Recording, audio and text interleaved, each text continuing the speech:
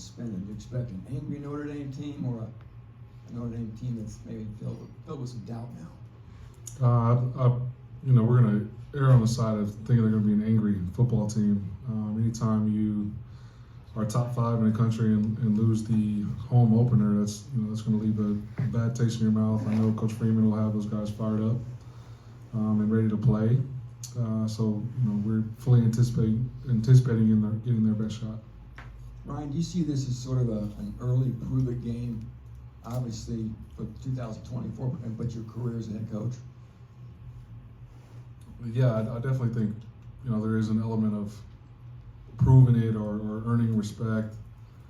I'd be lying to you if I didn't say that this game was circled on my calendar. So we're excited. We're glad that we had a bye week to get some guys healthy, to get some extra prep in, and we had a really good practice on Sunday. I'm anticipating having a really good week of practice this week, and we'll line it up and go compete on Saturday. What were the 1 or 2 biggest things you think you were able to accomplish during your bye week? Just you get back to like basics on fundamentals, technique. Still did a lot of good on good just to maintain speed of the game, but you also get a jump on early downs. We'll introduce third downs a little bit earlier than we usually do. We'll introduce red area a little bit earlier than we usually do. Get a chance to get your legs back fresh, coming off of fall camp in that first game. So you're continually improving. That's got to be the goal throughout the course of the year. Speaking of health, obviously no Nyland Green, no C.J. Smith on the depth chart. You said you were hopeful they'd be ready to go this week. Are they for sure out, or is it kind of cautionary at this point? Yeah, I wouldn't anticipate them being out there this week. They're close. They're really close. You watch them. I got to not watch them work out and rehab because it's making me more excited and wanting them to be out there. But they are doing a great job just attacking every day. Trying to get back healthy. They're chomping at the bit to get out there, and our training staff, along with our strength and conditioning program, they've collabed very well to put them in a position to get back as early as possible. We talked about this a couple weeks ago now, I guess, but 7 different guys getting in the end zone. Not Mockbee, not Hudson, Drew Bibber, some of these guys who are going to score a lot of touchdowns this year. Is this kind of more indicative of how much depth you have as far as receiving weapons, backfield weapons? I do think, obviously, a week ago, we probably played more guys than you would anticipate playing in a normal game.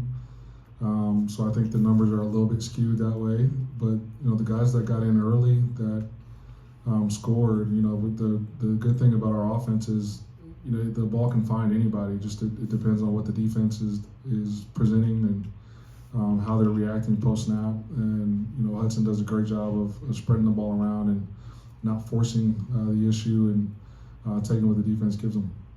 Grim said you made a concerted effort to make sure Jamal got the ball early, and clearly the first 2 were screens to him. Yeah. How valuable is it just to get him in the flow of a game when he hasn't played in 2 years? Yeah, that's exactly why we did it. It's just, they're playing off, just to spit it out to them, let them take that first contact, let them get the juices flowing a little bit. Get his first reception, and then let's go tempo and do it again. I just think it allowed him to sort of settle into it, get the cobwebs out of there, and get used to taking a blow. What is, I guess, your appreciation of the history here? You're talking about kind of just the gravity of Notre Dame, but also, I guess, the rivalry that exists here. And when you took this job, you knew you were coming into a extended period where that was going to be an annual thing. Yeah, I'm a football fan. You know what I mean? You talk about Notre Dame. Obviously my dad played at Colorado in the late '80s, early '90s. So Notre Dame was like their arch nemesis in the national championship game. So I remember like the Rocket Ishmael days and all the great players that have come through there. And so to be able to host a ranked Notre Dame team at home in Ross-Ade in front of the best and loyal fans out there. Like it's a special moment. I'm excited for it. I know our guys are excited for it. So I mean, it'll be fun to go out there and compete. Did you have specific memories of Notre Dame that you related to you? I remember, Rocket took a punt return back, and there was a phantom holding call, which let Colorado win the game. That's probably the most pivotal play I remember. What's the biggest difference you're seeing right now in Antonio Stevens between how he was maybe a year ago at this time and what he's doing right now? I think he's a lot more confident with what he's doing. I think the Michigan game sort of validated his belief in what he's capable of doing. And then, us as a staff, entrusting him to be the starter in that position, and that's an important position in our defense and our scheme. And so I just think he's more comfortable, more confident with what we're asking him to do. I've been really impressed with his leadership and his willingness to hold other people accountable.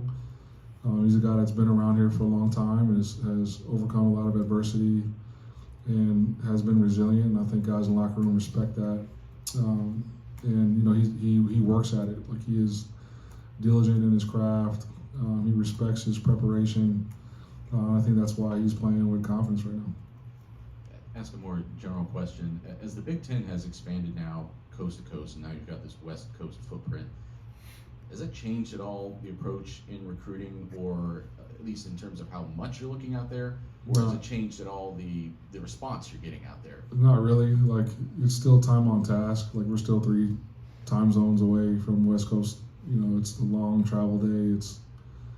It's not worth it, really, if I'm being honest, to go all the way out there when you got a bunch of talent within a 2.5 to 3 hour driving radius. It's awesome that you get to see different venues and play against different storied programs. But there would have to be like a prior relationship or a guy reaching out to say he's interested for us to travel that far and skip over a bunch of talented guys that are right in your backyard. When you recruited Tenona, did you think there was any possibility he'd be on the field for you right away, or did you take him as a year 2, year 3 guy? I mean, I didn't really know what to think. You watch his high school tape and you're like, yeah, you see why he was rated as high as he was and why he was recruited as hard as he was. And so, when we decided to take him, I think the thing that I was most excited about was his excitement, like his willingness and desire to be a Purdue Boilermaker and to play football again. His excitement and passion for that led me to believe it would be a quick turnaround. And then just the way he went to work when he got here and changed his body and kind of got back into the swing of things from a technique standpoint. His mindset and attitude that's why it's not surprising that he's been able to give us some quality minutes right now. You and Marcus have had a relatively similar career arc. Do you feel any sort of kinship with him? Do you know him, or do you feel any sort of parallel with him, the way his career's gone and your career's gone? You're talking about Coach Freeman? Marcus Freeman. Yeah, you went Joey Tenona and said Marcus. I thought you were talking about Marcus Johnson. No, you're good. My You're fault. good.